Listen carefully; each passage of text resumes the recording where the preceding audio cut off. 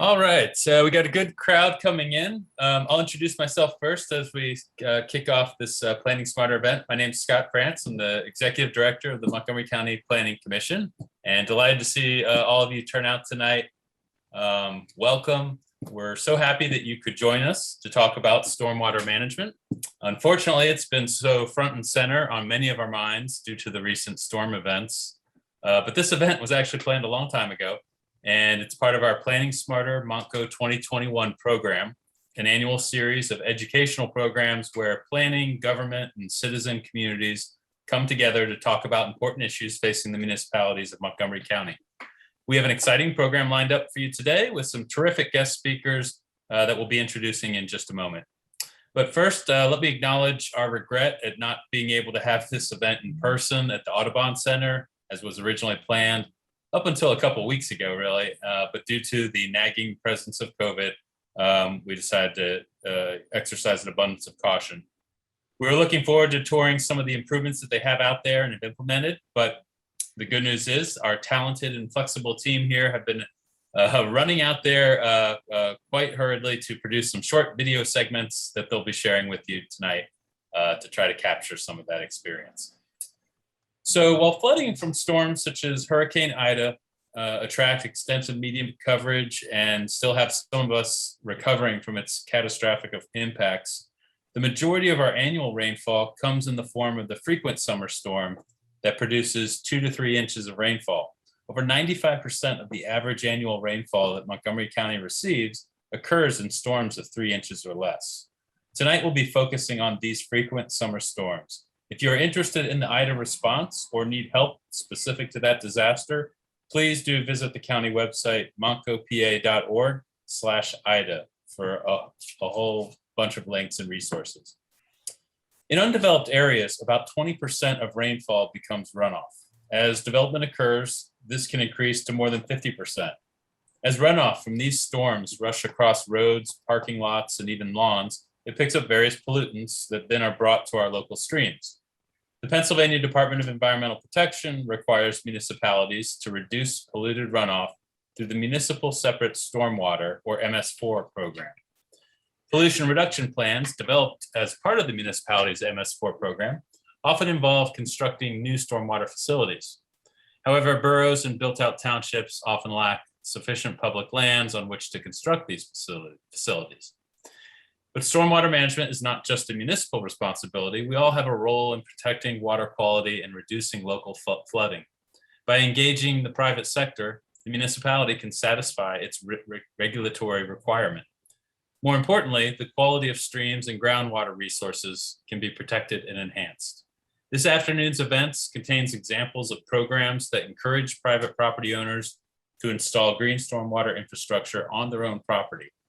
There are other ways the municipality can encourage the private sector to participate in stormwater management, and the MCPC website has tools and links to assist municipalities, and our staff is available to meet with municipal staff or make a public presentation on stormwater issues. Just let us know. Today's Planning Smarter event will also revisit several recommendations in MCPC's award-winning Sustainable Green Parking Lots Guidebook related to making parking lots into environmental assets. We will examine local examples of well-designed parking lots as well as recently adopted ordinance language that strengthens and encourages private investment in green stormwater infrastructure. So again, I really want to thank you all for joining us today and spending this time. I'm going to hand it over to Drew Shaw, our section manager for environmental planning. And he is the first person that I always turn to when looking at a development plan to assess its stormwater management. So off to you, Drew. Thank you.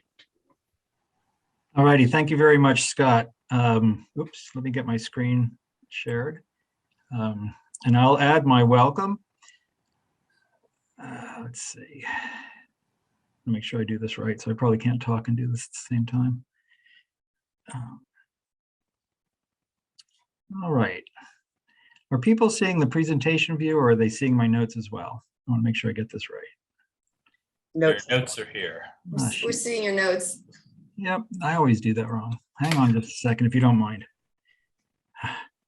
We're all used to it, Drew. Don't worry. I tell you what. World we're in. You would think after You would think after like 2 years of COVID that I would get this right, but hang on. Okay. Ta-da. Come on. And I'll tell you what, we're just going to do it this way because I don't want to hold people up.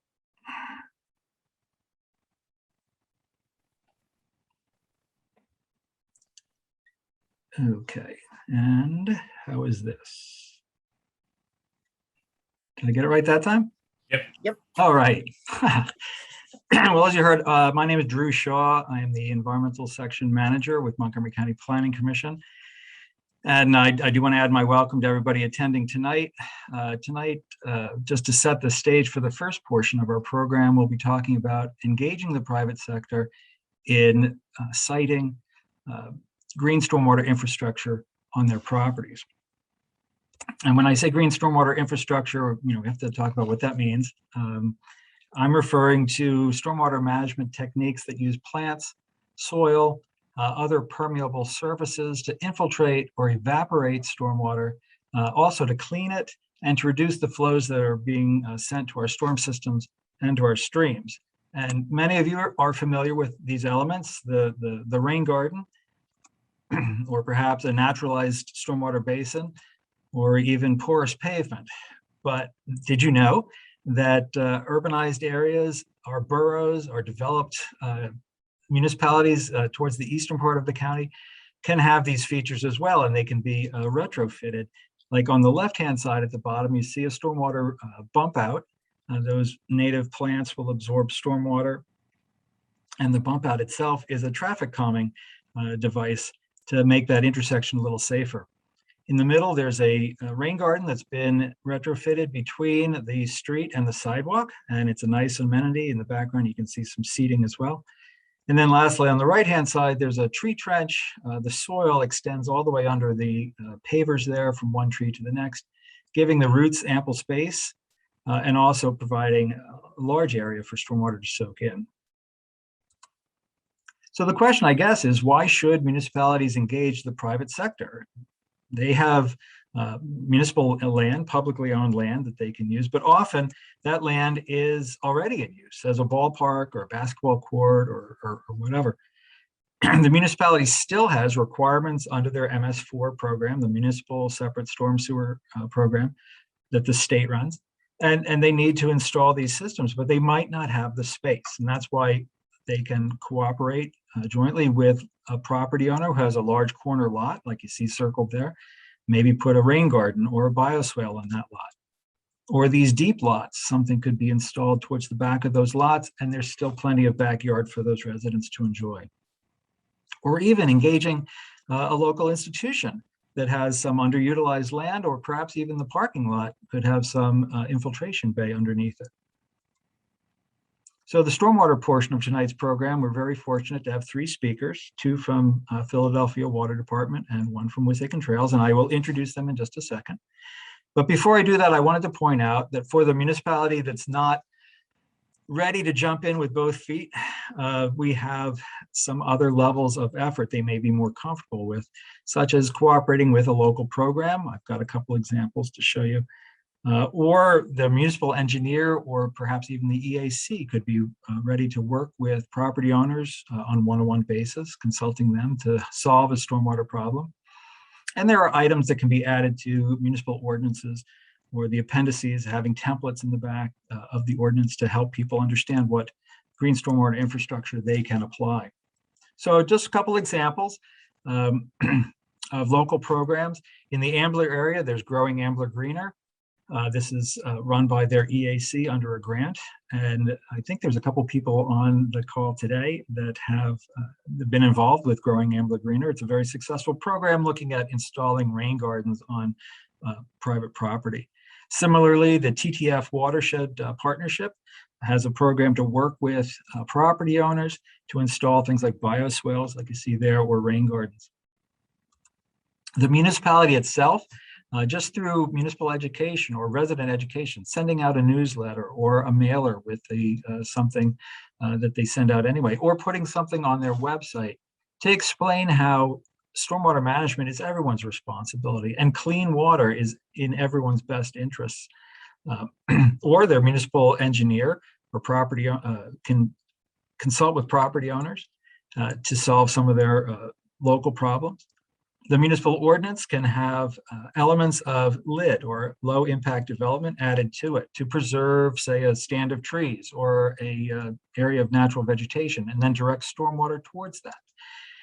And then, as I mentioned, templates can be used to provide information to property owners so they can see, oh, I need 1.5 feet of modified soil plus a few inches of mulch surrounding my plants, and that's how I can put in a rain garden, and it has to be this deep and this wide and so on. And it helps them understand that this is not some huge engineering project, but they can do it themselves, perhaps with a little help. And then lastly, it's important for the rain garden or the other green stormwater infrastructure feature to get the attention that it needs. And so we recommend that there's an agreement between the municipality and the property owner to provide for operation, maintenance, and inspection. These facilities don't need a lot of attention, but they need some. And so after each rainfall or periodically, they need to be inspected to make sure they're working right. As Scott mentioned, we have lots of resources on our website. The Montgomery County Planning Commission website, you see the first link listed there. There's information on stormwater. There's a model floodplain ordinance. There are various plans and tips and other links that you can use. Plus, our staff is available to come and speak, or to speak remotely at your meeting on various stormwater issues. The county website, you see the second link listed there, has information on Hurricane Ida and a response. So feel free to visit that site. Click on the link at the top there, you see circled in yellow, and you'll get the information you're looking for. All righty, well, on to our speakers. We're fortunate to have a good slate of speakers with us tonight, and we're going to start out with Jenn Bilger, who is the Engagement Director at Wissahickon Trails, formerly Wissahickon Valley Watershed Association. I think I'm supposed to still say that, aren't I, Jenn? And Jenn works with her team to deliver many of Wissahickon Trails community engagement initiatives, from education programs to community partnerships to public events. She's in charge of the water programs, including StreamSmart and the Water Quality Network. Carla Windt is an engineering specialist in the Stormwater Billing and Incentives Group with the Philadelphia Water Department. And Carla works with different initiatives, such as the Stormwater Credits Program and the Stormwater Grants Program, to incentivize non-residential property owners to own and maintain stormwater-friendly practices on their site. And our third speaker is Tiffany Ledesma. Tiffany leads the public engagement team at the Philadelphia Water Department, and she will be presenting on encouraging green stormwater infrastructure on residential property. She's spent over 20 years in the water resources industry, and her work includes planning and implementation of the Green City Clean Waters program, in addition to the early development of RainCheck, Philadelphia's residential stormwater incentives program. So I'm excited to hear what they have to say. So without further ado, I am going to turn this over to Carla, and we can get started. Max, stop sharing. I'm sorry, to Jenn. I probably just confused everybody. Jenn, you're That's next. Right. I was just going to check. Sorry. Me too. Hi, everybody. As Drew mentioned, I'm Jenn Bilger. I'm the Engagement Director at Wissahickon Trails. I'm based in Ambler. I'm just going to share my screen right here. Hopefully I get this right. Don't worry, I already screwed it up. All right. So let's see here. I'm here to talk a bit about our pilot residential StreamSmart program, actually based off of the successful RainCheck program in Philadelphia and other organizations that have done something similar in a suburban area. So Wissahickon Trails, just a little bit about who we are. We believe people benefit when nature thrives, and we've been around since 1957. We've protected 1,300 acres in the upper portion of the Wissahickon, based in Montgomery County, and we have 24 miles of trails that we maintain, most right next to the Wissahickon Creek, on purpose to provide a buffer and protect the water quality. When you look at this map, you can really see what's been referenced already, that we are really built out. All of the pink and red tones in this map are showing all of the development, whether it's high intensity in dark red or, you know, some suburban areas that are a little bit less dense built out. But we have a lot of impervious surface in our watershed. As was mentioned before, the impervious surfaces, the naturalized basins and natural surfaces allow for some infiltration, like a coffee pot percolating, allows that water to seep into the ground. But impervious surfaces, even lawns, very similar to a parking lot, will just let water run off the top. When you look at a natural environment, you have a lot less runoff than you would in an urban or suburban environment. And like I mentioned, lawns really do kind of function, mown lawns function much like a paved surface would. There isn't much ability for the water to soak in without some plants with deeper roots. Okay, so we've identified that stormwater runoff is actually the #1 source of pollution in our suburban Wissahickon watershed. It not only affects the quality of the water, it carries all those pollutants off the ground and the lawns into the water, but the quantity, as we've seen very recently, there's very high volume of water entering the streams during storms, mostly through storm drains, which we've seen. We've all seen this picture here before, all of the litter and the trash that kind of gets washed in, any oil, any chemicals, fertilizer, road salt, anything you use on the lawn. Lots of kids' toys get washed into the creek during storms. So it's definitely an issue.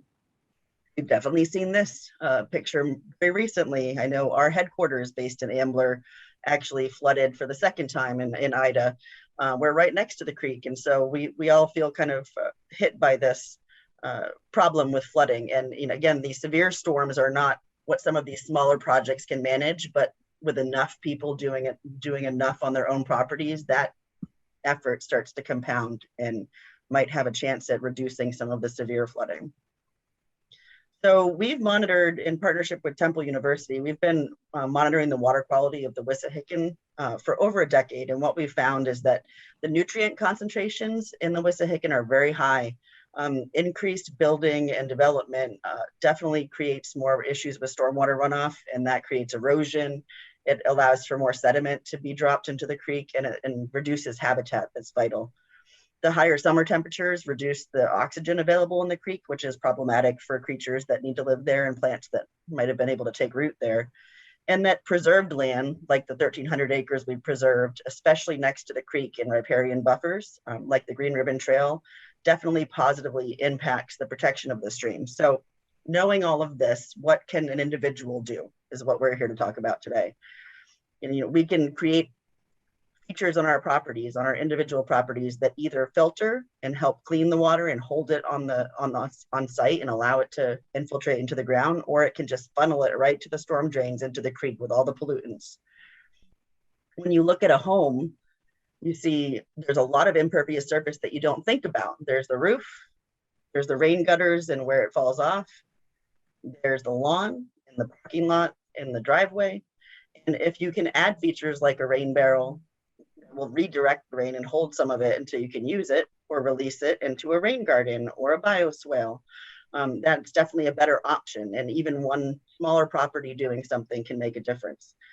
So what we do at Wissahickon Trails is we reach out folks to let them know what are some different actions they can take. They can redirect their gutters. They can get a free rain barrel from us. They can, or a lot of the local EACs also offer rain barrels.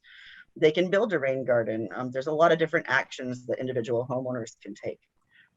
And we feel like we all have a part to play. So we encourage, through education and outreach that Wissahickon Trails is here to help the municipalities with, we encourage reducing winter salt use. You know, we don't want people to have slippery driveways, but you can do things like use less, reuse it, and use a different product to keep your driveway safe so that you don't slip, but you're not negatively affecting the water quality.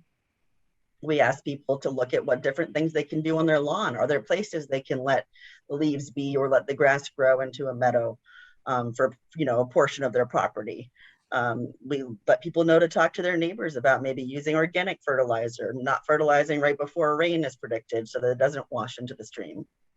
Through education and outreach, we let people know that even their pet waste is an issue, and that picking up after their pet on their own properties and neighborhoods, as well as our trails and preserves, really does have a compounding effect in not polluting the creek. So one of the things that Windt Trails is doing right now is we are funded through William Penn Foundation to do kind of a pilot program, something that we'd like to recreate in other municipalities in our watershed. And where we are working right now is in a small 110 acre area in Abington Township, where Overlook Elementary School and Rochester Park is located. And we're partnering with the township and the school district to get more grant funding and do larger projects. So the township successfully installed some stormwater management at Rochester Park in the last year. And we're looking at the next year starting to install some larger bioswales and features at Overlook Elementary School to help manage the stormwater on these larger properties. So we have, this is kind of an aerial view of this pilot area that we're working in. It's a 110 acre area. You can see that Overlook Elementary and Rochester Park have about a third of the land area in this 110 acres. The rest is residential, and it's densely residential. There's about a little over 400 homes in this area. And this is the headwaters of the Sandy Run. And the Sandy Run is the largest tributary. It's the most impaired tributary to the Wissahickon Creek. So we thought if we started at the headwaters and worked with homeowners and worked with the large landowners and the township and demonstrated that three-prong effect of trying to manage stormwater in all of these areas, we might be able to demonstrate an impact and recreate this program elsewhere in the watershed as we continue to get funding. The outreach that we've done education with Overlook Elementary. We plan to do a storm drain marking and a block party on Silver Ave right across from Overlook Elementary in the spring. It was planned for spring of 2020, but COVID kind of stole our thunder there. We're doing a tree planting through a Tree Vitalized grant next Saturday at Rochester Park from 9 to noon. Go to Wissahickon Trails website if you'd like to sign up to volunteer. And we've attended a lot of community events and tried to let the neighbors know what we're able to offer them with this grant funding in this pilot area.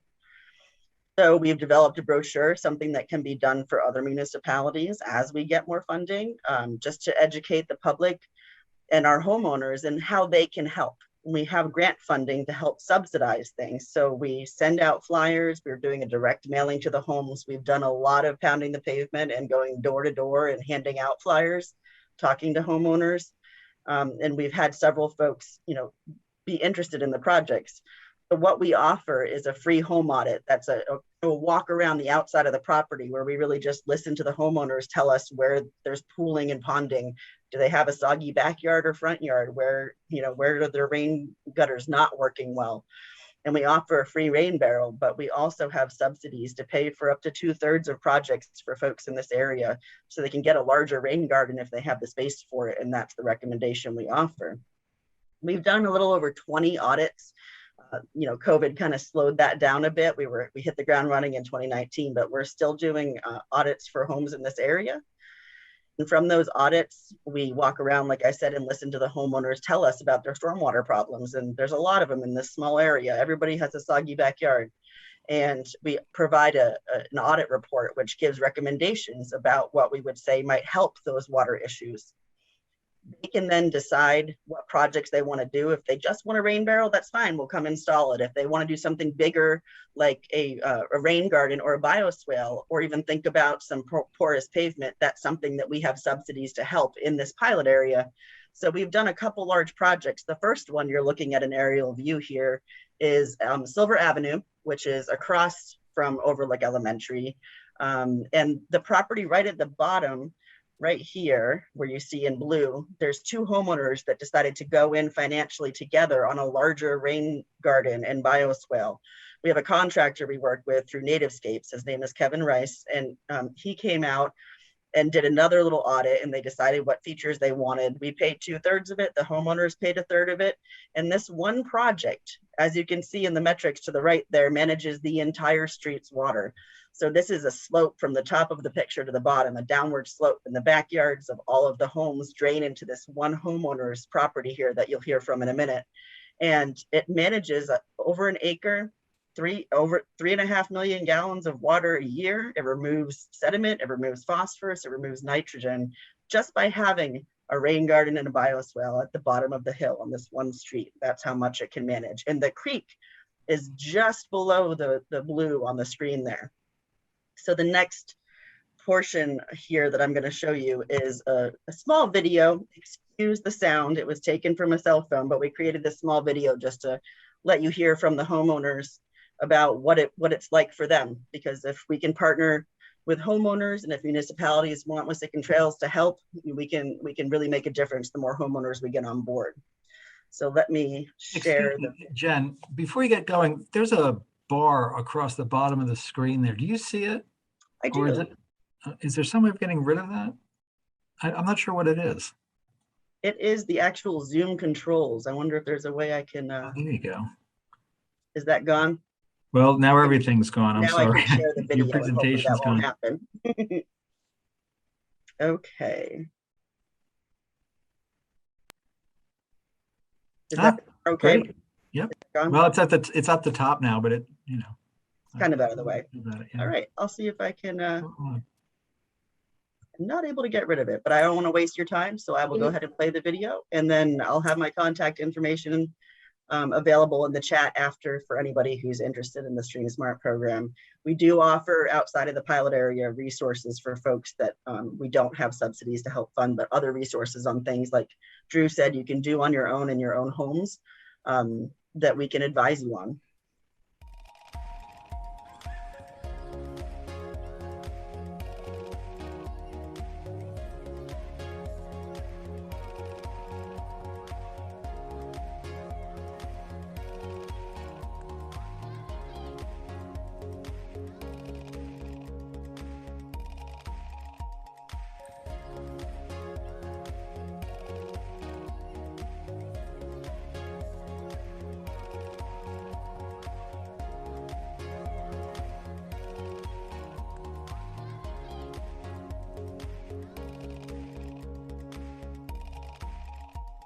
We've had issues for 10 years now, 9 years now.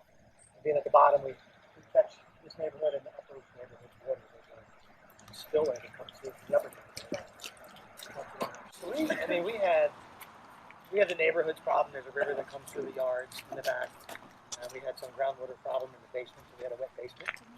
So we took it upon ourselves to get the basement fixed, which just moved the problem outside. So our backyards have been swamped. 6 months into living here, Abington reorganized its flood properties, and I was put into 100% floodplain. My mortgage went up $600 a month. Something I never imagined. And as I lived here and as I've learned, I've watched our backyards be flooded. I have watched my basement be flooded. I've watched our kids not be able to play in our backyards especially after last fall with all the heavy rains. These women approached me in the spring and they asked me to do a stormwater audit. I was so happy to help anything, especially the creek that I grew up next to. And now this has come of it, and we're getting a beautiful garden put in our backyards. Not only is it going to be beautiful, but it's going to help us with so many issues. Our kids are going to love it, and the amount of neighbors that walk by here are going to look at my backyard and they're going to say, hey, we wish we had a backyard like theirs. So this has been I feel so lucky to be a part of this right now. The landscaper Kevin's been beyond amazing. I do truly feel lucky and blessed. So thank you to everybody. It's awesome. Yeah, it's making a difference moving forward. It truly is. And this little one will get to play back there. Yeah, exactly, yes. And I've been telling people about this, and people say we're going to get new bugs and new butterflies and new animals. And that's what I want my 6-year-old boy to see, his 6-year-old little girl to see. I think you tried to put in the contract, new neighbor too. Yeah, exactly. So it's been wonderful. Yeah. Awesome. Thank you.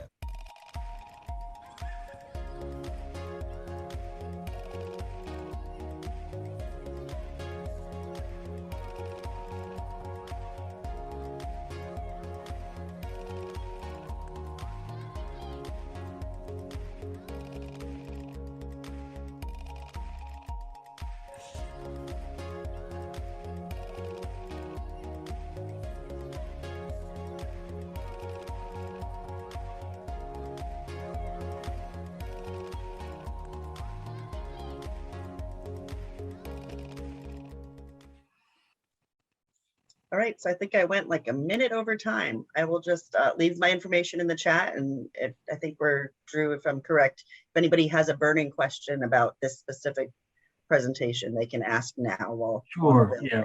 We'll take questions at the end, but like Jen says, if you've got a burning question, you need to ask Jen right now. please unmute yourself, identify yourself with just by your name, and you can ask Jenn. Otherwise, we can move on. As I mentioned, our next speaker is Carla Windt from Philadelphia Water Department. So Carla, why don't you take it away? Great. Thanks, Drew. Thanks for having me, everyone. I'm really excited to be here today. As Drew mentioned, I work in the Stormwater Billing and Incentives group. I'm an engineering specialist, and going to share my screen.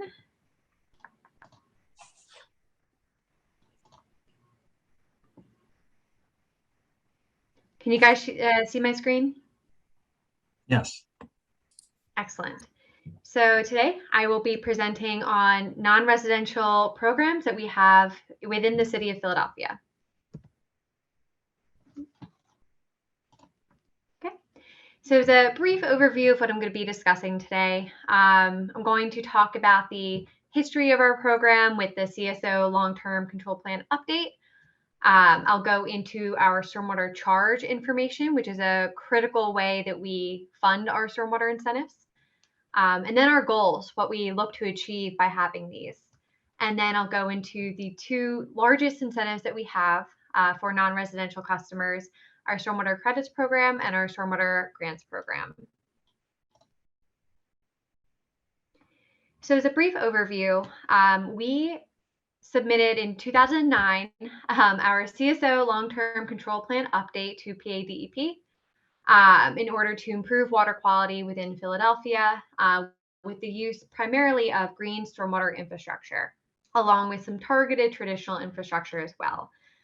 So this is commonly known as the Green City Clean Waters Program, and it looks to accomplish what we call greened acres, which is an inch of stormwater management over an acre of impervious area that's connected to green stormwater infrastructure or stormwater management practices, best management practices. There are a ton of names, but they all do very similar things. And this is how we're meeting regulatory compliance with PADEP for CSOs, our combined sewer overflows.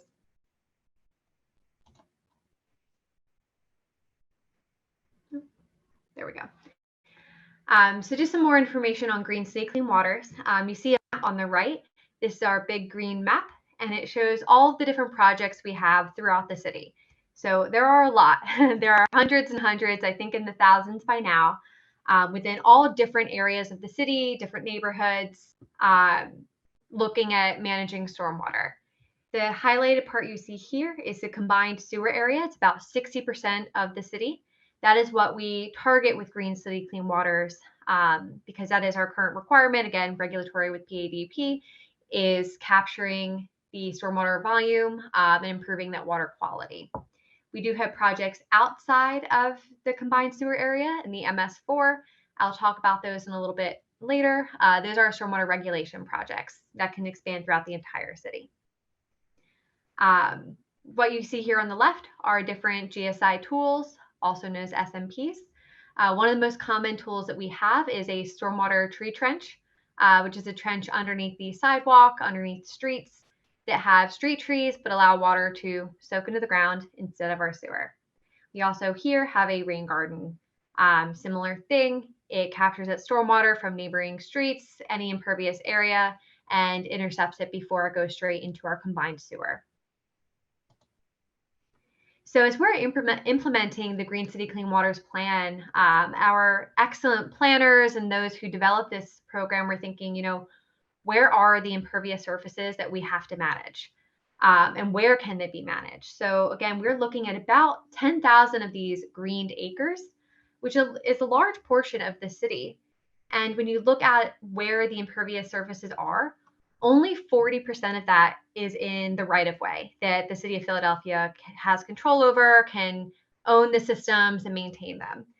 Over half of the area within the city, the impervious area, is on private property, really showing that you cannot implement this plan. We cannot hit our targets without managing water from the private properties. So we have three different mechanisms of implementing GSI tools or SMPs that we count towards that Green City Clean Waters plan. Again, public retrofits under sidewalks and streets, a lot of those tree trenches. We also work with other city agencies such as Parks and Rec for working in parks. And this is primarily our GSI design and planning teams. Our next mechanism are private regulations. So we do have stormwater regulations for anyone that is developing or redeveloping areas of the city. There are requirements depending on how much you disturb. It's most watersheds are 15,000 square feet. You trigger stormwater regulations. You're required to build some sort of stormwater management practice or otherwise meet those regulations. And that's our new development services unit. But that leaves a lot of private area that is not managed, right? Not every property owner is developing or redeveloping their site. And as we saw, only 40% of the impervious areas in the public area. So this leaves a lot of room for how to get stormwater projects on other private sites. And that's where private retrofits come in. We look to have people voluntarily manage stormwater in their site and build voluntary retrofits in the stormwater billing and incentives group, working with all of these other groups for strategic partnership, strategic planning, and engaging these property owners and making it worth their while. So for a bit of back history there, so as we were working on the Green City Clean Waters plan, we also reevaluated how we bill for stormwater, recognizing that there's a whole sea change in ensuring that our stormwater infrastructure is properly funded. So historically, this stormwater was roped into the water bill based off of your water meter size. But there could be a lot of issues with that, say for a large parking lot who maybe does not have a water hookup, no water meter, they would not getting a stormwater bill. But obviously a very large parking lot is contributing a lot of stormwater into the public sewer, which can be pretty costly for the water department to maintain. That's a lot of water going to the combined sewer, a lot to our plants. So we wanted to devise a new way to better decide how people would pay bills and split that apart based off of the amount of stormwater people were contributing to the system. So we switched to an area-based stormwater billing program in July 2010 and phased in this transition over 4 years. So it wasn't a whole shock to the system at once, but making sure that people realize how their bill was changing, again, to more accurately reflect the stormwater that their site was contributing to the sewer. So all residential properties get one flat fee for stormwater, but for non-residential properties, they have two different charges for their site. They have this gross area charge, which is just their property area, so whatever is in the legal boundary. And then they have this impervious cover charge, so any of the hard surfaces on the site, your roofs, your parking lot, is an additional charge with that. So as you can see here, starting this September, that total area charge is about 73 cents per 500 square feet, but that impervious area charge is over $5. So a huge difference, again, noting the fact that what's really causing the most impact to our sewer systems is the impervious area. So to do this, again, I'm in the stormwater billing and incentives team. I'm on the incentives part, but we have a great billing team who manages this program. They are GIS specialists who work with aerial imagery and legal descriptions in order to make sure that people are billed accurately. And again, ensuring that these bills and application fees for credits, we'll get into that in a little bit, covers the cost that the city incurs by managing stormwater and making that a bit more apparent in how we look at our bills and our structure. So some of the goals, and we have a lot of them, and I won't go into all of them today, but some of the goals that my group has, Stormwater Incentives, is one, to provide customer service for these impacted customers. So a big part of what we look at is really making sure that someone's bill reflects the infrastructure that they use throughout the city, right? So working with people, we want to have people get their bills lowered as much as possible wherever they can, and really showing them that we're on their side, and we want to work with them. And then the second note, as I discussed before, this is a mechanism to not only work with the property owners to reduce their bill, but to provide that stormwater management for compliance for our regulatory obligations with PADEP. So as I mentioned before, I work with non-residential property owners. So this can be hospitals, it can be commercial, industrial, schools, houses of worship, anything like that. We also work with condominium associations and then any larger buildings with more than 3 residential units. The credits and grant programs I'll speak to in a bit more detail. Those are our 2 main programs.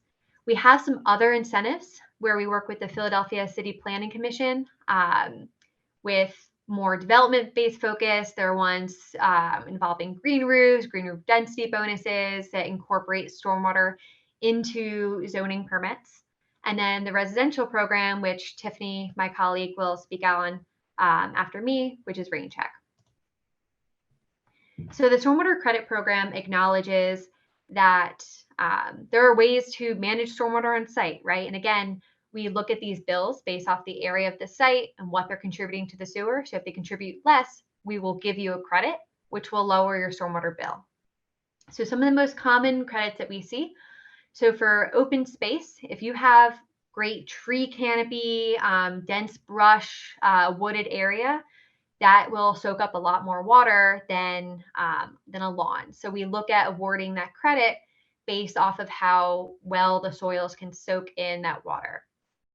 We also give credits, the impervious area reductions, for impervious surfaces that flow onto these pervious surfaces. So a common example is a sidewalk that runs onto the woods that you have, or a parking lot, or even a disconnected downspout from your house, or from, sorry, not a house, but from your building. We give credits for NIPD's permits. I won't go into that one a bit, but another big one here is this managed impervious area credit. And this one's really key and the one that we work with a lot because this involves direct discharge into creeks and rivers, but also managing the stormwater runoff in SMPs, GSI. An important thing to note here is that the projects that I mentioned before that are redeveloping their site through stormwater regulations are eligible for these credits. Again, focusing on the fact that it's based off the area and the amount of water going into the sewer. You can also get credits by voluntarily managing that stormwater, which is where we come in. So in order to apply for credits, you need to apply with a Form B and requires supplemental information. Depending on the type of credit, it can be different things, either a photo of your site, the woods that you have, the sidewalk that you have, or engineering plans for the managed area. We can analyze that information, conduct a site visit as needed. But the really big part of this and making sure that property owners are accountable is that they must renew every 4 years. So to make sure that tree is still there, the tree that they're getting credit for is still there every 4 years, showing that, that nothing has changed. That's a different form, and there is a fee with that. So our other big program is the Stormwater Grants Program, which is a great win-win for both property owners and the City of Philadelphia. So we talked about having these voluntary stormwater retrofits. You know, how do you get someone to voluntarily build a rain garden on their site when that can be a lot of upfront cost? And while stormwater credits can help you save on your bill in the long run, building a rain garden can be much more cost than someone can put down all at once. It can take quite a while to recoup that. So what we have is a program that provides funding to these property owners to design and construct SMPs on their property. Again, targeting that area that we wouldn't get otherwise, that we really need to get in order to meet our compliance goals. We currently have 1 grant award round per year where we review people's applications. We have a ton of guides online, including our application guide, to have people submit the most competitive applications that they can. And then the great part of this is that then you're eligible for credit after the project is received. So win-win. You get money for doing the project. You get money on your bill after the project. We get the stormwater management that we need. This just shows the classic way going through the grant program. We talk with interested property owners, go through the application award. There are design requirements that we must review their plans and get give them approval before they can build the project. We have inspectors that go out during construction to make sure it's built accordingly. We track it, and then we give them credits at the end. So this budget is allotted each separate year from our operating budget and funds privately owned infrastructure only. So nothing in the right of way, nothing that the city would own or maintain. So we do have operations and maintenance agreements in place with the property owners. So we make sure that these systems are maintained. They still function, they still work as we report them. We work with PIDC to administer these grant dollars. So we don't do it all ourselves. That's a lot of administrative burden. So we have a grant with them, and then they have sub-grant agreements with the property owners or project managers to issue those funds to engineers, contractors, everyone else. And I just wanted to note here that we do review applications on a project by project basis, depending on what they submit, and we have a rubric that's currently online. We don't have any contracts in place right now with any particular vendor. So this is a quick case study I'll run through. I'm sure I'm running out of time soon. This is an older project that we had, so some of these numbers are a little out of date, but this is in South Philly. It's a parking lot for a diner. You can see the sidewalk here. We gave them about $100,000 to build a beautiful rain garden facing the sidewalk, which is great because people walk down that sidewalk. It's great visibility, really improves the landscape of the site. So not only did we get green acres out of it, we also converted some of the parking lot to green. And they saved over half of their stormwater bill each month from doing this project. The unit cost is a little out of date. Now they're mostly in the $150,000 to $200,000 green acre range.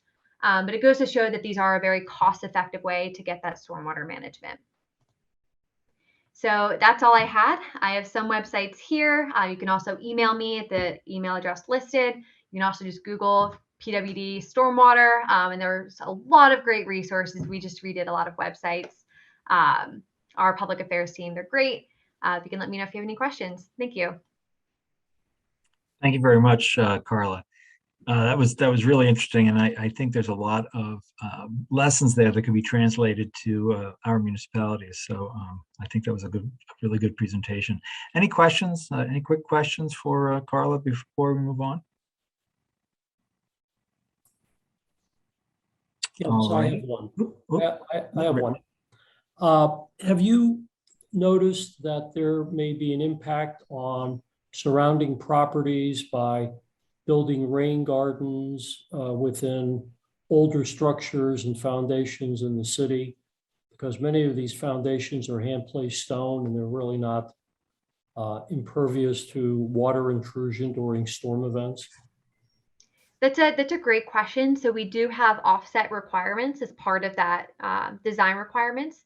You must be at least 10 feet away from any building footprints or foundations.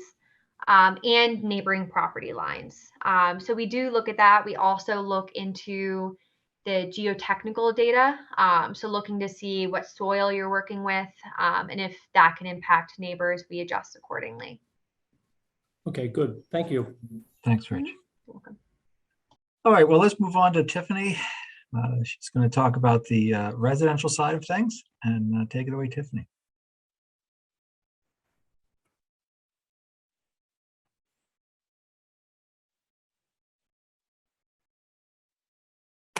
All right, good evening, everybody. Hi. So my name's Tiffany Ledesma, and I worked very early on RainCheck, the city's residential stormwater management program. So I'm going to cover that tonight, and hopefully I can answer your questions at the end as well. And I also want to give Jenn some kudos on their residential program in Sandy Run. It's amazing what you guys have developed out there, and I'm really inspired by you guys. So thank you for sharing that. So with RainCheck, we started back in,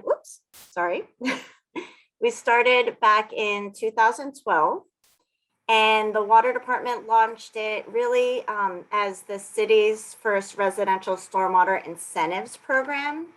The goal was to really give residents a role in combating water pollution in our creeks and in our rivers. And rain check, it was designed and piloted and developed by the Philadelphia Water Department. It is the Water Department's program, but the Water Department has contracted the Pennsylvania Horticultural Society over the past few years to really administer it and do the day-to-day heavy lifting.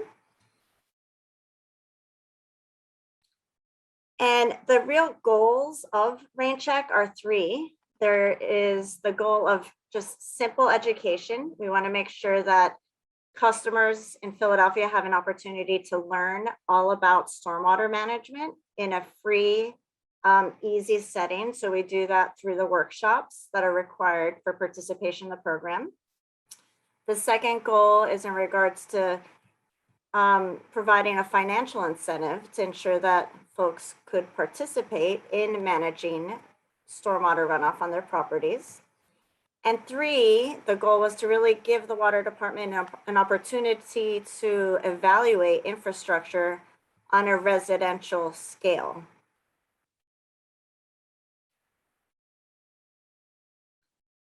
Rain check started as a pilot program in 2012 as a direct response to the community request from the residential stormwater program that came out of the 2009 rate case.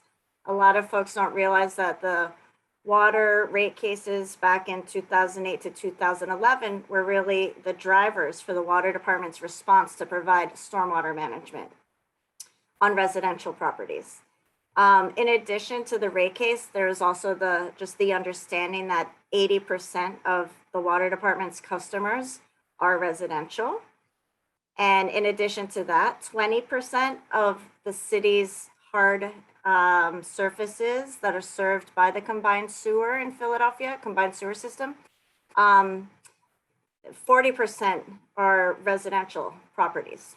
So there's a lot of reasons why we were interested in exploring a residential program in the city. Prior to 2012, the water department did give away rain barrels through a watershed partnership program. And I see one of our partners, a few partners actually on the call, like Peck.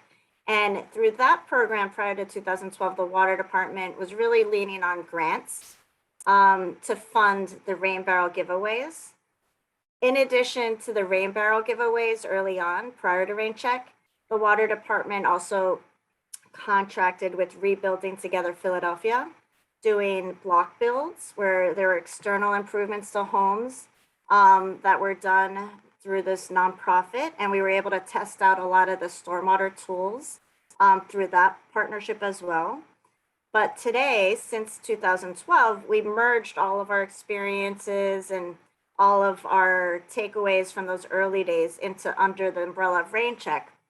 And when we started with 45 residential tools the first year, today we've installed over close to 7,000 rain barrels in the city and about 1,300 cost share tools. And I'll break that down for you in a few minutes.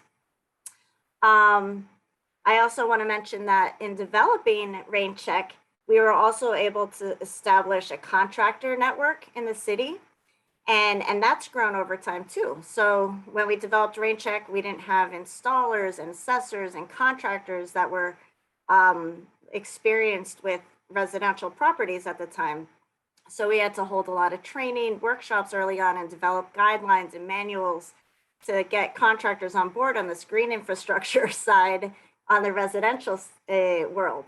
So that was also a part of one of the outshoots of rain check too that we hadn't even thought about really early on, to be honest. And so over time, that network has grown. And now we have 12 companies that we work with regularly on rain check. And primarily, there are a lot of landscapers, masonry experts. Their roles really are along the lines of doing the assessments on properties, residential properties, and then doing more contract work like installations of the tools on the properties. So in terms of the stormwater tools that we use, I had mentioned the rain barrel. The rain barrel is the only free tool that the water department provides. And the rain barrel is, essentially a storage container connected to a downspout to capture stormwater runoff from the roof. And you can reuse the water for irrigation purposes, but the main goal is to really just store that water. And we use reused food grade drums for our barrels. And that's something that, that we integrated into the program over the years. Maintenance is really important with all of these stormwater tools, whether it's on the residential side or non-residential side. And even with rain barrels, it's really important that we educate customers about having to empty those rain barrels after big storms, because if they're full of water when there's storms, they're not serving their purpose. And so, I think the maintenance side is something you really want to think about when you're developing these sort of programs, making sure that message is out there when we're giving out rain barrels, because we really do need to make sure they're empty after the storm, so we're ready for the next one. In addition to the free rain barrel, we also have these 3 cost share tools. And what I mean by cost share is that the water department's splitting the cost with the homeowner. And the water department is really paying the majority of the cost as well.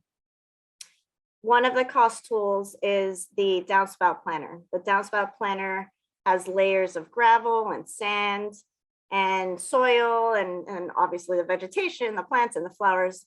And we started off with wooden downspout planners that we were building with a builder in a warehouse, and we transport them to the sites. But over the years, we've learned that we really prefer the metal downspout planners, much cheaper than the wooden version, but also less cumbersome for the homeowner as well. In terms of the maintenance with the downspout planner, of course, it requires more maintenance than a barrel because we have vegetation in the barrel, in a planter. So there's weekly watering, that sort of thing. Another cost share that we offer for the customers in Philadelphia is a rain garden, shallow depressed garden that captures runoff. And same thing with the rain garden, a lot more maintenance than a rain barrel, of course, but after the plant's established in the beginning, they're actually pretty easy in terms of the maintenance. Not as much of a commitment as one would think. In terms of the maintenance, well, we just covered that. Permeable pavers, the next cost share tool that we offer, specially designed pavers or stones or bricks that allow water to soak into the ground below. And these are also very popular. And I would say the biggest maintenance tip for the pavers is just making sure they don't clog up and having to sweep them regularly. In regards to the process, how RainCheck works for Philadelphians, we have a process that involves making sure that interested residents first attend the free workshop I mentioned earlier to get the education. And then after they participate in the workshop, then they're asked whether they want to stick with us and get a free tool, the rain barrel, or if they would like to choose one of the cost share tools. And at that point, if they're not sure about what they want to do, we offer an assessor to go to their property, and the assessor does a very detailed evaluation of how all of the tools could potentially perform and the cost estimates associated with each of those tools on their property. They don't have to go with an assessor. They can also self-select, and then we move forward with the installation. But before we get to installation, actually, there's also an opportunity to contract a consultant that for a $25 fee for the homeowner would then provide more information about the one specific tool they decide to go with. If interested, it's not necessary, but it's just part of the package if they're interested in getting more direction and guidance and don't want to make that decision solo. After that process, then we go into installation. So in terms of lessons learned with RainCheck, there's been many, but I'll just mention a few quick ones because I know we don't have a lot of time. I would say the first thing is, when municipalities are working on public infrastructure projects, it's tremendously helpful to have residents that are already informed supporting the public projects.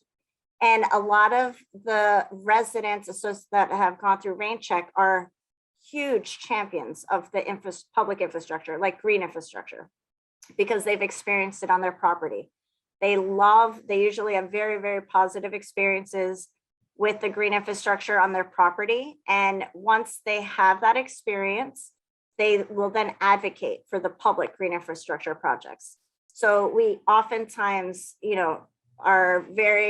feel very fortunate when we're putting in a green infrastructure in areas where there are rain check participants that'll come out and vouch for the public projects too. So that's something that's been really great. I would say year after year, we've seen that the rain gardens are still give us the biggest bang for the buck. They manage the most amount of stormwater runoff, and they're the most cost effective. And we love rain gardens because of that. I'll also mention the metal downspouts again. The value of a metal downspout, metal downspout planter. The value of a metal downspout planter is just it's really great compared to a wooden downspout planter. That's what we've definitely concluded over our years of experience with these planters as well. And so we recommend that folks look into the metal option, because for a long time, a lot of residents didn't know. We had offered both, and folks didn't know whether they should go with the metal or the wooden version. And over the years, we don't even offer the wooden ones anymore. Let's put it that way. And then surprisingly, during COVID, our workshops skyrocketed in terms of interest. And now we're only offering virtual workshops, and we're thinking we might just keep it that way. I mean, of course, I hope that we'll do some in-person ones for folks that don't have the technology to do the virtual workshops, but we were very surprised at how many more people participated through the virtual workshops. And it's to the point that we have a backlog, long wait list in Philadelphia. And so we were really happy that folks got on board with our virtual workshops, because prior to COVID, we roamed the city and went into folks' neighborhoods. We were trying to make it easy for folks to come out to the workshops in person and learn about the infrastructure. But we have such a higher demand now because the participation levels have really increased tremendously with the virtual workshops. Of course, there could be other factors as well, though. Finally, I'll just mention that everything I shared with you tonight, and then some, a lot more information regarding the cost breakdown, guidance manuals, contractor details, all of that is on our website. So if you have any questions about rain check, you will likely find the answer on our website. So I highly recommend that you note this if you have an interest note the website URL if you have an interest in the residential side. And also I'll try my best to answer questions tonight as well. Thank you. Thank you very much, Tiffany. And you reminded me, I should have said this at the beginning. We are recording this event tonight. We will post it on our website. So if you're frantically trying to write down some of these links before they disappear, don't worry. You'll be able to go back and view that at your leisure. Are there any questions for Tiffany? Really quick. Tiffany, thank you. That was a really good presentation, but we probably have time for one or two really quick questions. All right, if not, we can move over to the second part of our program, and to introduce that, I'm going to turn it over to Pattie Guttenplan. Take it away, Pattie. Thanks, Drew. This has been great. I'm really excited that we're doing this, and so we have a little bit more to share. What we're going to do, though, is a sort of our interim piece between the first and the second, and I'm going to ask Robert to share his screen, and it's going to be a video we did out at the John James Audubon Center since we couldn't be there in person. So if you want to share that, Robert, that would be great. Okay, give me one quick second. while Robert's doing that, this last portion is going to be myself and Barry Jeffries, who's one of our urban design planners here at Montgomery County Planning Commission. And so we're going to be doing a tag team presentation on some pieces of the Sustainable Green Parking Lot Guidebook.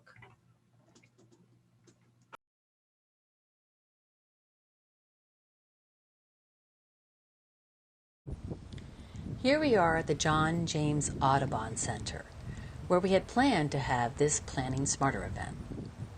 We are hoping you will make the trip in the future, but in the meantime, we are providing this virtual tour.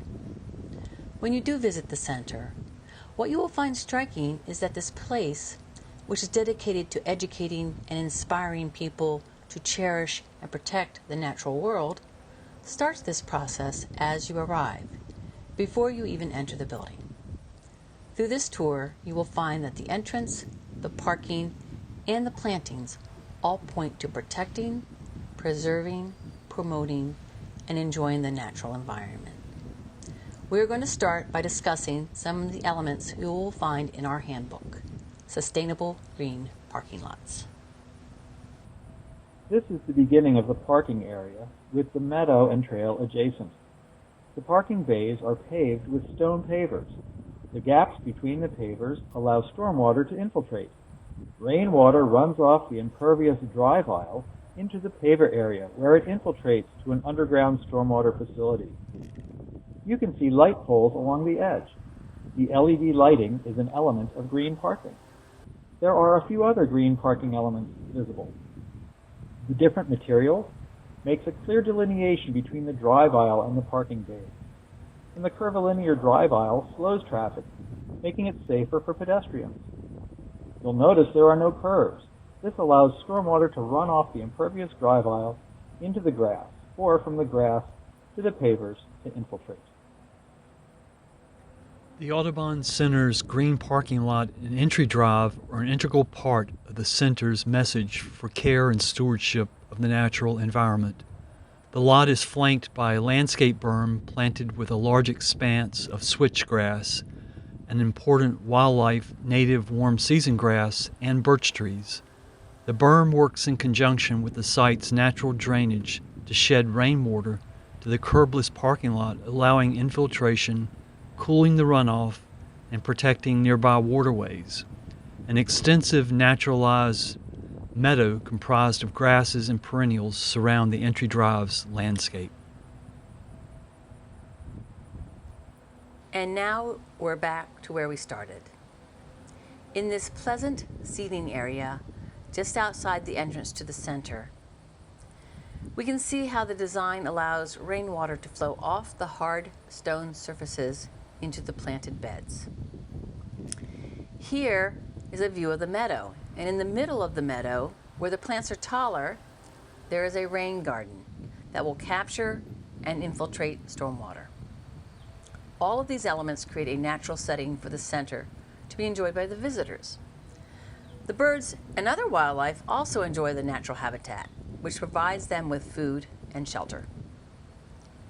We hope you've enjoyed our virtual visit to the John James Audubon Center at Mill Grove. The center is open, and we hope you'll visit in person soon.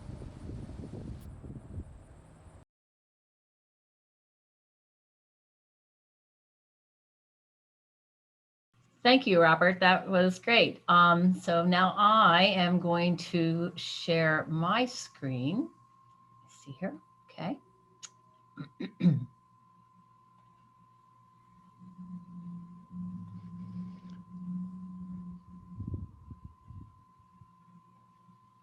Can I just confirm that you're seeing just the presentation and not anything else? Yep. Okay. So great. So I hope you enjoyed that little video. We have fun getting out of the office to do things like that. And I want to give a kudos to someone who you don't see on the screen here right now, but it was a big part of that. And that's Troy, who did so much editing to make sure that that was ready for this evening. So this last session of soaking up more stormwater is we want to take a look at the guidebook we published back in 2016, Sustainable Green Parking Lots. We want to take a look at some successes, some opportunities that still exist, as well as looking at some pitfalls and maybe missed opportunities that can help inform on how this can be done better and as we go forward. So as a quick overview, why green parking? Now, here we're showing, here's a visual snapshot of some significant environmental and social impacts of the traditionally designed parking lot. We have large expanses of asphalt that where water just flows across it into storm drains and directly into, perhaps directly goes right to the stream from there. We have the issue of urban heat island effect with there's not enough canopy. The water quality, the water that doesn't go past any place for infiltration goes directly again into our waterways and is a pollutant source. Other elements of green parking, as was mentioned in the video by Drew, is lighting. There are types of lighting that are the right thing for a green parking lot. Pedestrian safety and how someone gets from their parking space to the building they're trying to go to. And then community character. Parking lots are everywhere. They make a big impact on our communities, and they can be more pleasant to look at if we do them properly. Sorry. So if you look at our Sustainable Green Parking Lot Guidebook, we have 6 elements that we talk about as design elements for a green parking lot.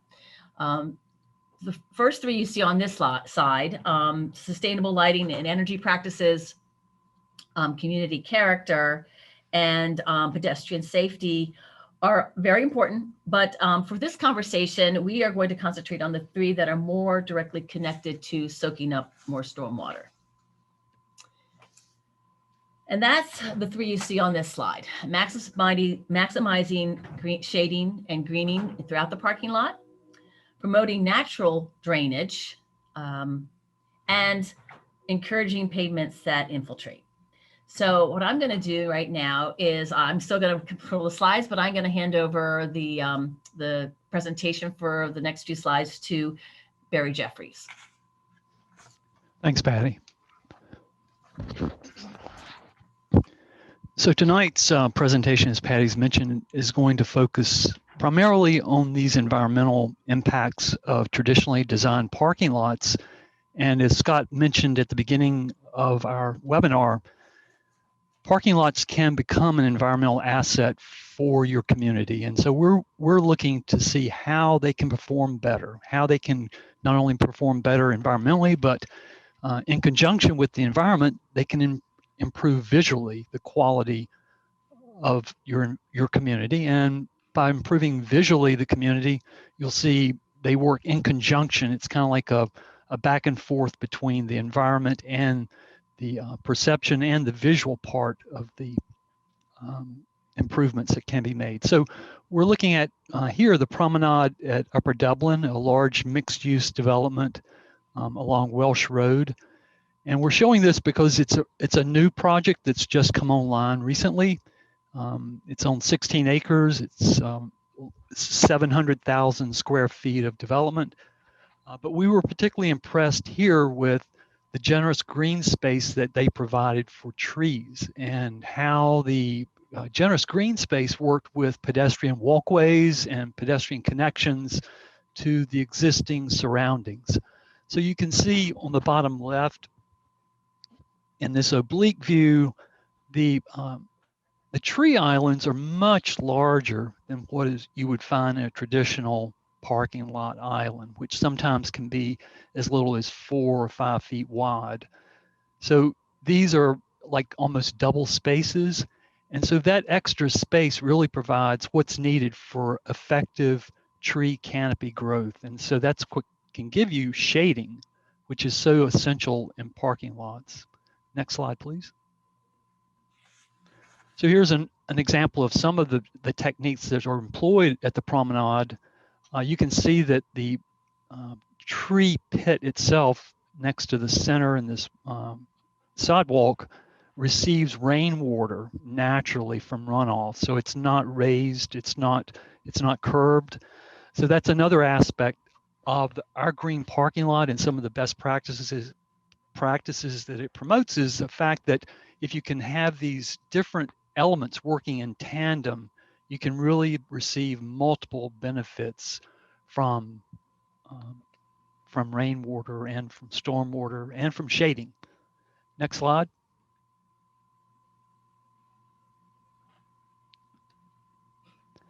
So the second element that's directly related to tonight's topic is naturalized drainage, trying to promote naturalized drainage where possible. And we've seen that at the James J. Audubon Center, where there are large expanses of surrounding open space and meadows, which have extensive plantings of trees and shrubs.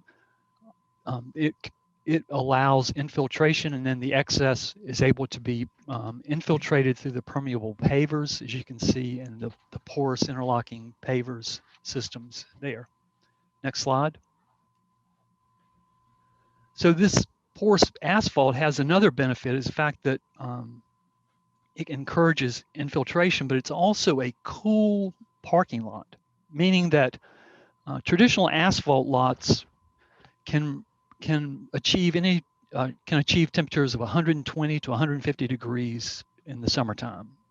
And what that does, it heats the subsurface and it retains that heat. It radiates it back out into the environment. And that's what we have when you have this really urban heat island, which in coming years, possibly with climate change, is going to will become more exacerbated. And so thinking about cool pavements, thinking about porous pavements really works for the benefit of the environment in your parking lots. Next slide, please. Okay, so I'm going to jump back in here and talk a little bit as we were preparing and thinking about, again, what the impact of our guidebook may have had, what have been the successes from it, and its mission of promoting green parking lots. And over the past few years, since its introduction, we have had movement where a few of our municipalities have enacted ordinances, and property owners and developers have stepped into the realm of green parking. However, we've observed that there's some pitfalls along the way. So we are taking a look at some parking lots and bioretention that have been built through what I'd call a 3-stage lens: design, installation and implementation, and stewardship and management. And it really takes careful consideration at all 3 stages for a successful bioswale or green parking. So let's start with, let's take a look at design. Many of you out there who have been involved in any kind of development or construction know that any good development really starts with a good design. But we've found that the parking and stormwater management required and how they are designed are often left to the last minute, or just seems that way when we see a development proposal come in. So in this slide, what we're trying to show here is a missed opportunity to create a more attractive and sustainable parking lot. It starts out with a good design practice of the flush curb that you can see there that allows stormwater. There's a stone edge that helps slow it down and maybe brings out some of the impurities out of that water, and it then drains to that inlet. However, the opportunity that was missed here is that this island could have totally been designed as a bioretention area and planted with an attractive selection of rain garden plants. This is another example of a missed opportunity at the design stage. We have seen an uptick in underground storage, stormwater storage. This is probably due to many factors, but the value of land is certainly one of them, where every square foot is needed for the building and the parking. And if designed properly, this can help promote infiltration, which is a good thing. However, because of how these work, nothing can really be planted above them except smaller shrubs, grasses, and ground covers. You can't have the tree roots going into that area that's basically just been set aside with stone basin, ballast for stormwater detention and pipes that help collect it. So, but So what we so you see here are tree islands in the parking lot with no trees, which results in a large expanse of pavement, again with no shading.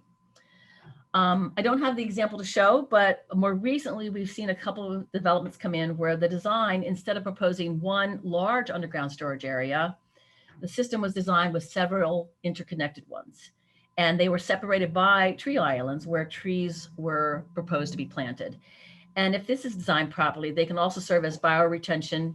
And again, those tree islands can drain directly into that underground storage. Moving on to installation and implementation, you can have the best design rain garden or bioretention area, but if it isn't installed properly, all your efforts could be fruitless. One of the common pitfalls during construction is soil compaction. So a site's often tested for percolation rate, and then the area gets compacted by heavy equipment during construction, and then the resulting rain garden that's then put in place doesn't infiltrate as expected. Another pitfall to be aware of at this is the plant installation. We've had projects where a very robust planting scheme is proposed, only to have it stripped down or eliminated for turf when at the very end there's a budget cut, and that's all they can afford to install. And then finally, the stewardship and maintenance stage. We're fortunate to have pictures of this project over time. And I'm not showing the plans, but what was proposed were bioswales with a nice selection of trees and grasses and other rain garden plants. And as you can see from the photos, the installation seems to have been done properly. And at the 3-year mark, all seemed really good. However, maintenance and stewardship is an ongoing process. And without the proper stewardship and maintenance plan in place, and quite honestly, the personnel trained to follow that, invasives can get a foothold and take over, and which is what happened here.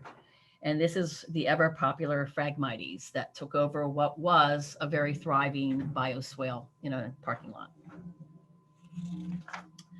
So again, this slide is just to sort of like reiterate, it's about the idea that we need to have a good design at the beginning. We need to think about how that's installed and implemented, and then how that stewardship and maintenance plan is in place and the people that take care of that BMP and how that's done. So I'm going to give it back to Barry for a couple case studies where we have seen some good successes throughout Montgomery County. Great. So tonight's presentation is actually occurring exactly 6 years after we publicly unveiled the Green Parking Lot Guidebook at this particular site here, Arborcrest. And so as part of tonight's presentation, in preparation of that, we revisited several of the sites that were highlighted in that presentation in 2015 and took a look at how they're doing, what's performing, what could be learned from them, as well as I'll show a couple other newer sites that we've discovered and some things that we can learn from that. But I should have mentioned earlier, but we're happy, if you are interested or if the community is interested, we're happy to come out and provide this presentation or work with you on implementing any portion of this guidebook that we can help you with. So what we're looking at here is Arborcrest. This was formerly the site of Unisys, their headquarters in manufacturing, distribution. It was over 800,000 square feet of development. And what they did in the redevelopment of this site beginning in 2011 is they removed impervious coverage, and it's highlighted there in the orange lines.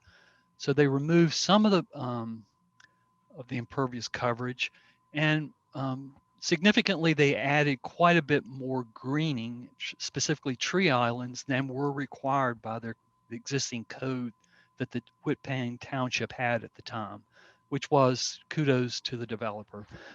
They saw the greening as an important strategy in attracting tenants. This was more of an untraditional type of redevelopment of an office space where it was going to be a lot of flex office space and medical office space in a traditional office campus, which they were trying to obviously attract a new clientele that might be less familiar with a large office campus.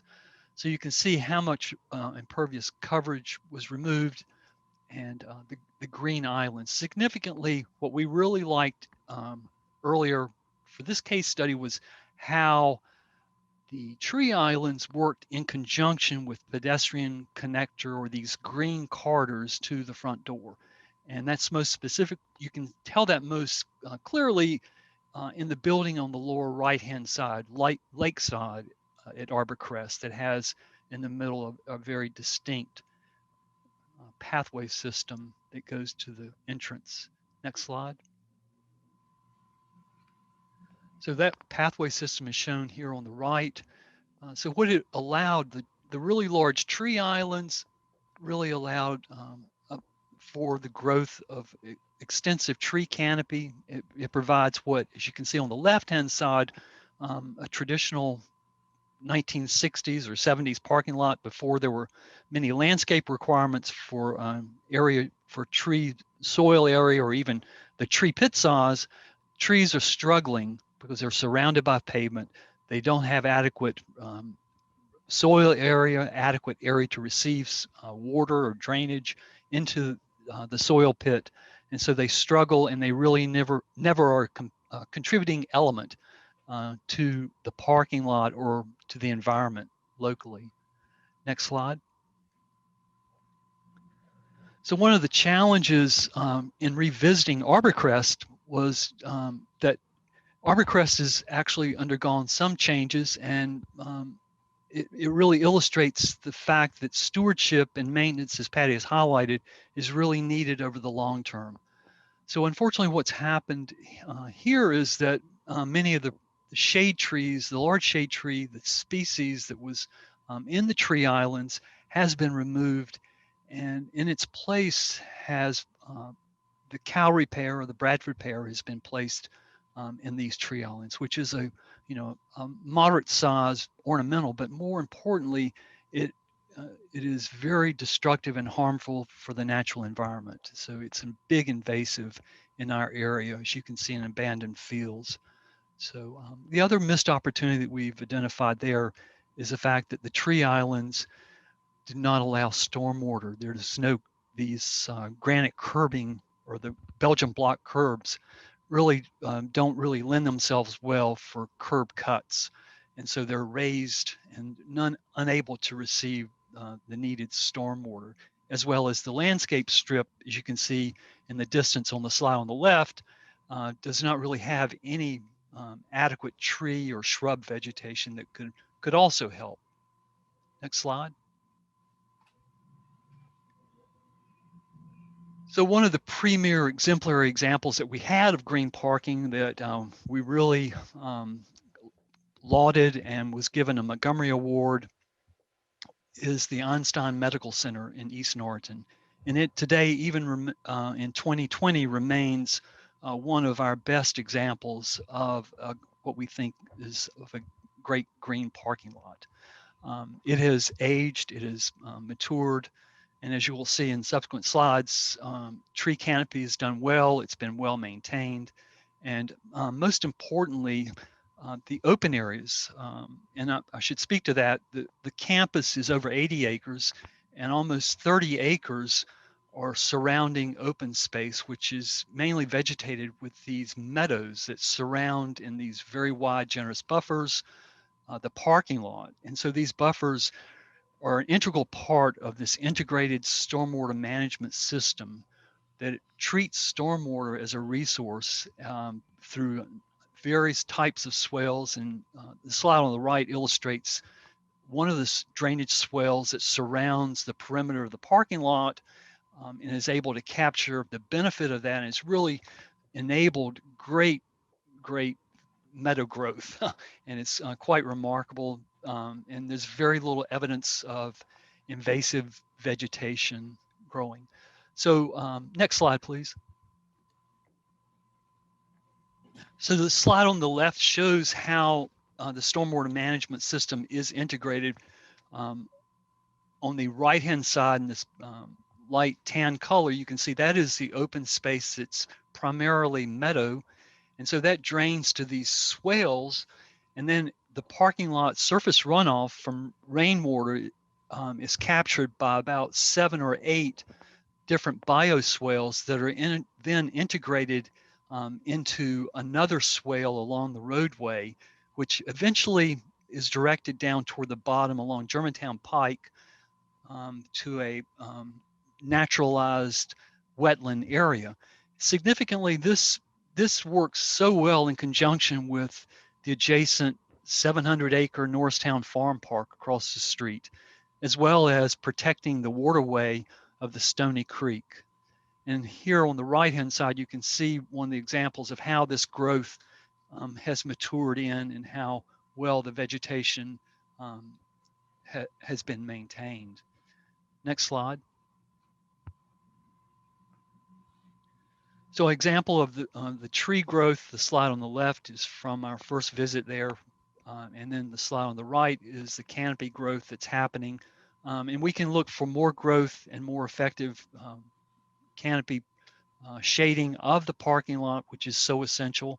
You'll notice that there are raised curbs on that tree island, but all the area where the parking stalls are themselves, the parking spaces, is curbless. So all the runoff in the foreground is directed toward those swales and acts as a resource for tree growth, shrub growth, and extensive greening that can help in maintaining this over the time.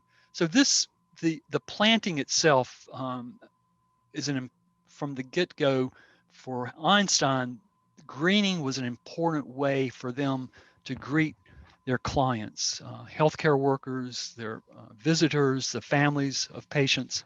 So it's an important means as their front door, if you will, to communicate a message that the environment is important to your own personal well-being and your own mental and physical health. Next slide. So here you can see on the left the entry drive that has the naturalized plantings where stormwater is directed into the swales. There are no curbs. There's no underground piping to pipe water around. It's all done through these vegetated swales. And then on the right, an example of this pedestrian walkway that leads you to the front door of the hospital. Next slide. So in visiting some of the sites that we looked at in 2015, in 2016, we do notice that some of, for example, at the site here at the Bala-Cynwyd Shopping Center, tree growth has been really very well done. It's been healthy. It's done effective shading. But one of the things that could have been done maybe a little bit better was over time, the shading actually diminishes a lot of the sun-loving plants. And so it really goes back to reinforce Pattie's point that stewardship and maintenance is such a critical part. So possibly replacing some of the vegetation that was lost from the shading with more shade-tolerant plants or grasses would have been helpful to vegetate some of the bare spots that you see there in the foreground. Next slide. So a big opportunity we see in the county is how retrofits, how can you retrofit existing parking lots for shopping centers? How do you retrofit parking lots for office centers? And this is especially true when these shopping centers, in some cases, and maybe office centers also, do not change their building footprint. So many of them are grandfathered in by impervious coverage. And so unlike the examples that we heard earlier from the Philadelphia Water Department, Montgomery County, by and large, we do not have the credits for construction. We do not have the credits for implementing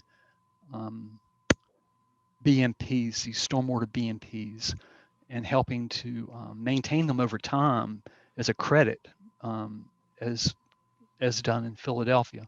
But what we're showing here is a retrofit that I think has done well over time. It's a bioswale that was failing, and then the developer or the owner took it upon themselves and proactively, rather than just allowing compaction to happen in the bioswale, which had been happening, they put these really interesting cross bridges across the bioswale help protect from compaction. They revegetated it, and they actually added some stone to help capture some of the runoff. Next slide. So the county has also been involved with helping to reimagine and retrofit some of its facilities. We've done several of these different retrofits. This one shown here is at Peter Windt's, where we took a largely continuously paved surface and inserted a bioretention cell over 175 feet in length, added native plants, and did the necessary deer protection. So that one has done pretty well for us, and so we're happy with the outcome there. Next slide. So as I'd mentioned, office buildings and the redevelopment of office parking lots is a big opportunity. Here at One Bala Plaza, they have actually done some initial redevelopment of their parking lot along a portion of it. It's a 275-foot bioretention cell that's been added, and you can see the curb cuts that allow the rainwater to infiltrate. And so this is One Bala is part of a much larger redevelopment of a redevelopment that will create a large mixed-use, mixed development community in Bala Kenwood, with reimagining several other office buildings and creating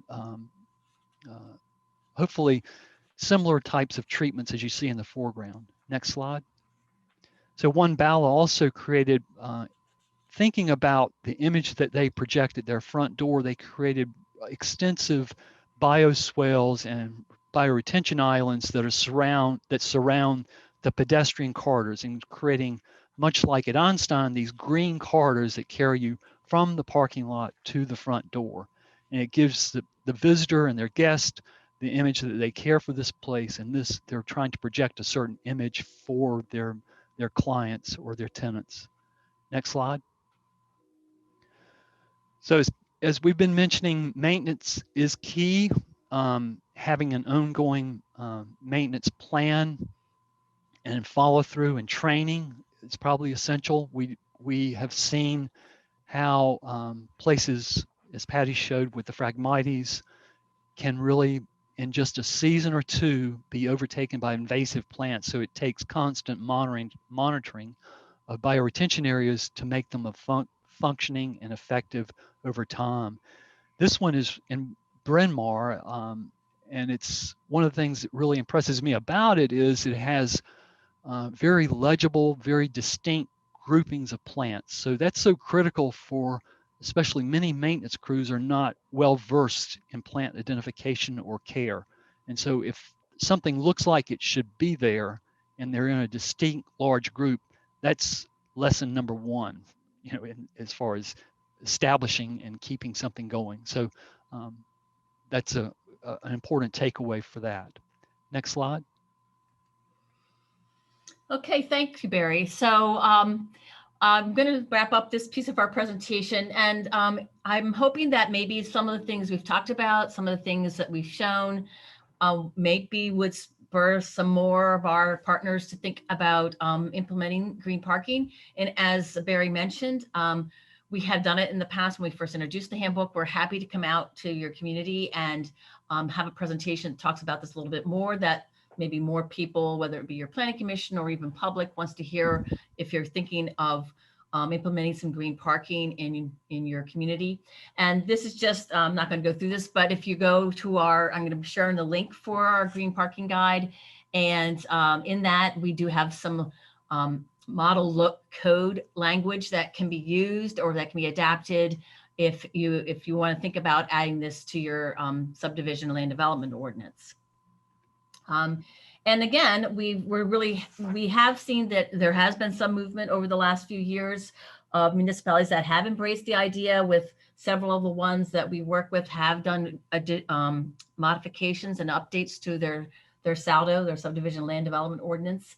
And even one of our municipalities here in their comprehensive plan decided to have a section in their sustainability chapter on sustainable green parking lots.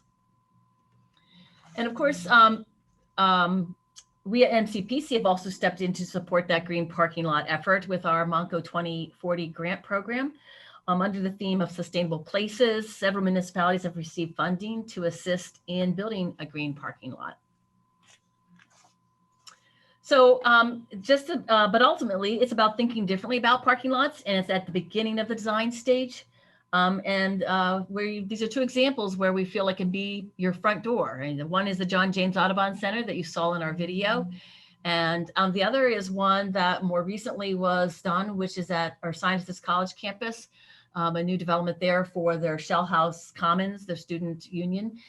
They have developed this sort of gathering space with no raised curbs. It blends seamlessly into their entry courtyard and into their green and their front lawn of the college. And again, designed properly, a parking lot, instead of being an eyesore, can be, again, your front door into your community. So I wanted to share some links that have been shared with us, because we're gonna have question and answer session right now. But part of that question and answer, if anybody has any questions for us, I know we're getting past our time, so we may only have a couple. But Barry and I are here to answer any questions you may have, as is Drew, and as is Gary Culp from the Montgomery County Conservation District, in case there was something that we touched on, but that he could answer more adequately for us. Thank you, Patty. We'll take a few questions here. I want to be cognizant of the time. I think this has been a really interesting evening spent with you folks, and hopefully it's stimulated some interest on your part too. If you have any questions, now would be a great time to ask them. I have a question. Sure. I'm with the Lower Gwinnett Township Planning Commission. I'm a member. And do you have a lot of interest in this at the other municipalities and planning commissions in Montgomery County? I saw that you listed a few. How many have moved to change their ordinances to incorporate these into parking lots? So what we shared was, I guess we have 4 or 5. We have 5 listed here that were pretty recent ones, pretty recent changes. So that, and I think it maybe just took some time to take off. But again, these were all 5 were in the last 2 years. So I think we were thinking at the beginning that we didn't get the reaction that we were hoping for, but it seems like it maybe has taken off for us a little bit. So I guess that's the answer. The best answer I can give on that one is that, yes, we have some interest. We have some other municipalities that I haven't listed here that have already talked about wanting to do this as well. Many times, and this is often suggested in planning circles, that you think about changing your code once you've maybe gone through a comprehensive plan update. And so that kind of that has triggered probably many of these that you see here on the screen, but that's not necessarily, I mean, it doesn't have to be done that way. And if Lower Gwinnett's interested in talking with us about it, we'd be interested in talking with you about it. So it's one of the things we always end up having a long discussion about when someone comes in with a plan, especially a commercial plan, and if they're reworking an existing lot and how they fit the spaces in. The engineers that represent them are typically very good about that, but I've seen a few ideas here I would like them to see more incorporation into, especially working the stormwater back into the system and these open areas. Right. We're always debating the issue with the number of spaces given the particular commercial development. And when you start doing that, you're taking up parking spaces, and you know, the developer's got a certain view, he's got to have so many spaces. So, but there's got to be a way to incorporate this in. I like what I've seen. Oh, thank you. Yeah, again, please reach out if we can help. We'd love to do that.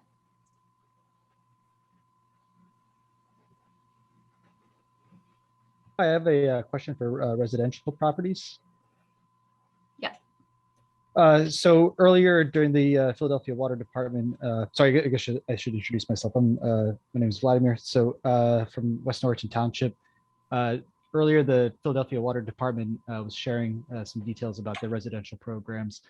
they had highlighted that rain gardens and other mitigation techniques had to be installed 10 feet away from foundations and 10 feet away from property lines. Are there such restrictions in Montgomery County as well? Well, I'm not sure if they're institutionalized quite as it is in Philadelphia. However, I would say that that's not a bad design practice.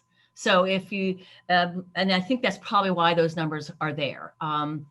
You do have to take care how close to a foundation you decide to have a water pond and drain into your soil, when that could easily then drift right back into, and your foundation's stone and it seeps right back into your basement. So I think those numbers come from that design background, but I wouldn't mind hearing if someone's still on from Philadelphia, if that's maybe where those design ideas came from. And the one about being a certain distance from a neighboring property is just that same reason. You're always going to think, your neighbor's always going to think that what you just built a couple feet from their property, now they have more water on their property, even if that's not true. So if you give that sort of a space and that seems reasonable, it's harder for an adjoining property owner to say, hey, your rain garden's flooding my basement. So.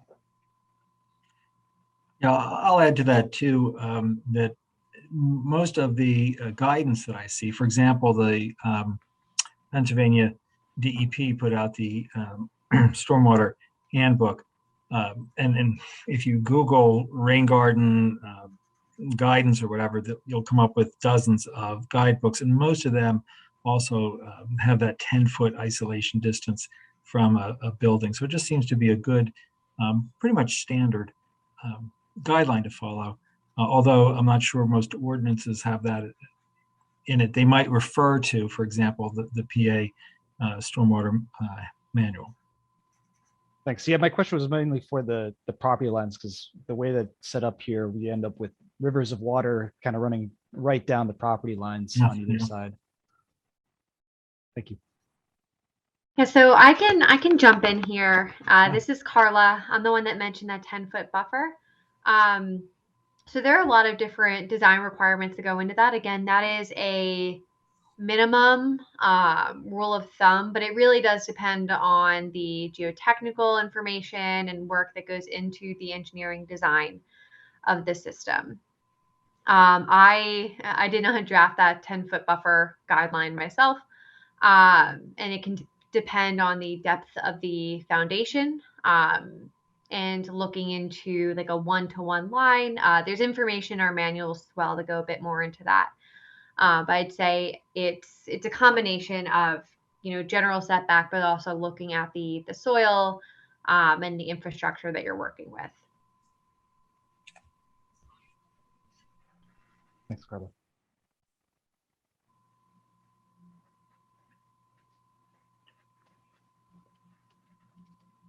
Are there any other questions? I know we're about 20 minutes past 6 and people are probably getting hungry, but we always have time for one last question.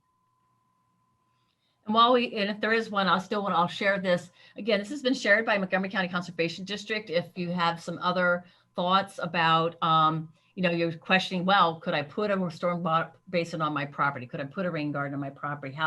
So again, there's some really great resources here from PEC and from DCNR and from the Pennsylvania Education Extension, so Penn State.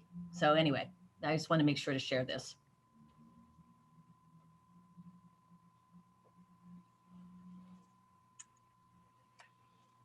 All right, well, I'd like to take this opportunity to thank our speakers, our inside the office speakers and our speakers from outside. Done a really nice job here. And to wind us up, I turn the mic back to Scott France, our director. Absolutely. I reiterate, they were great. Carla, Jenn, Tiffany, Jenn from Wissahickon Trails, and Carla and Tiffany from Philadelphia Water Department. And Drew, Barry, and Pattie on our team. Really lots of information here, and look forward to myself looking at some of those resources that I learned about today. I hope our audience did as well. Again, feel free to reach out to us with any follow-up. Our next event is on October 28th, not too far away. And it's going to be a little different focus, but transit-oriented development, a way to transform your community. We hope to be in physical at last at the Lansdale Borough Hall to start off with a walking tour outside of some of the development that's happened in Lansdale around the train station, and then have a great list of panel invitees who will come in to the Lansdale Borough Hall and have a discussion on TODs and municipal activities concerning them. So please go to our website if you'd like to register at Planning Smarter, and hope to see you there. All right, thanks again for coming, everyone. Thank you for having us.